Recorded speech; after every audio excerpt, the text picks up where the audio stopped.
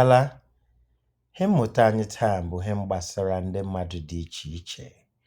Ndị nkụzi anyị taa bụ Uche Lachigo, nwoke, nwoke, man, nwanyị, nwanyị, woman, nwatakịrị nwoke, nwatakịrị nwoke, boy, nwatakịrị nwanyị, nwatakịrị nwanyị, girl, oke, oke, male, nne, nne, female, okenye, okenye, oke ibiri, oke ibiri, elderly,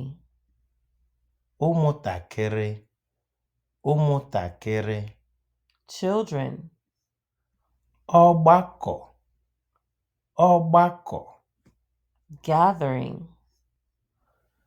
daa, daa, elder sister or auntie, dede, dede, elder brother or uncle, ezinụlọ, ezinụlọ, family, nwanne, nwanne, relative or sibling, ụmụnne, ụmụnne, nwanne, nwanne, siblings or mother's side relatives, ụmụnna, ụmụnna, kinsmen or father's side relatives, nwa m, nwa m,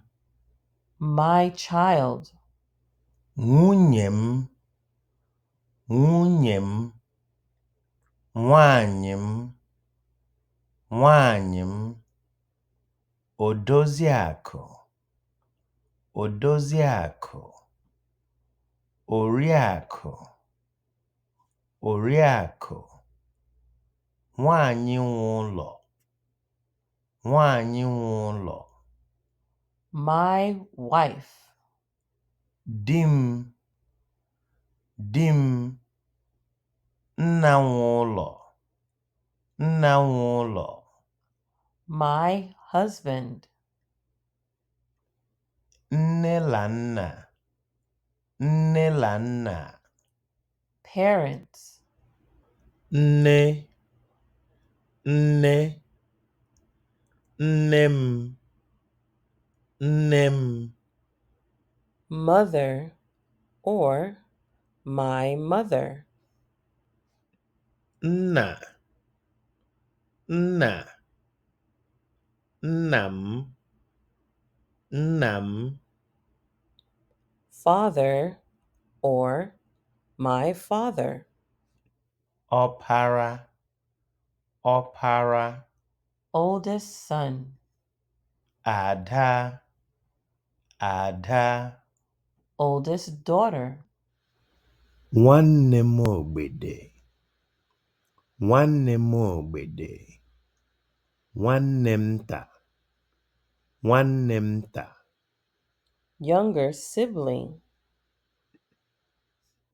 nwanne m nwoke, nwanne m nwoke, brother, nwanne m nwanyị, nwanne m nwanyị, sister, ọgọ m, ọgọ m, in-law, nwatakịrị, nwatakịrị, tata, tata, baby, ejima, ejima, twins, ụmụnne, ụmụnne, cousins, ndị ngwa, ndị ngwa, Ngwa people, onye, onye, someone or person.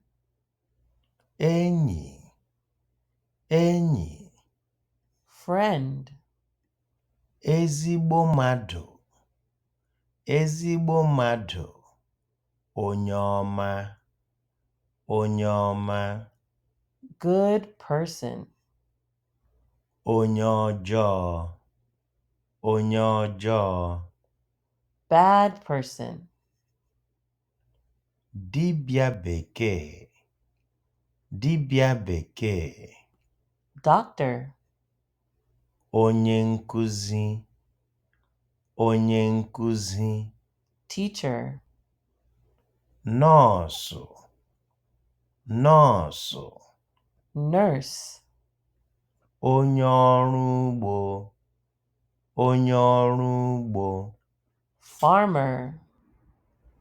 onye ahịa, onye ahịa, Trader, onye isi, onye isi, boss. nze, nze, Chief, lọlọ, lọlọ, royal woman. eze, eze, King, eze nwanyị, eze nwanyị, queen. adaeze, adaeze, Princess, ọpara eze, ọpara eze, prince.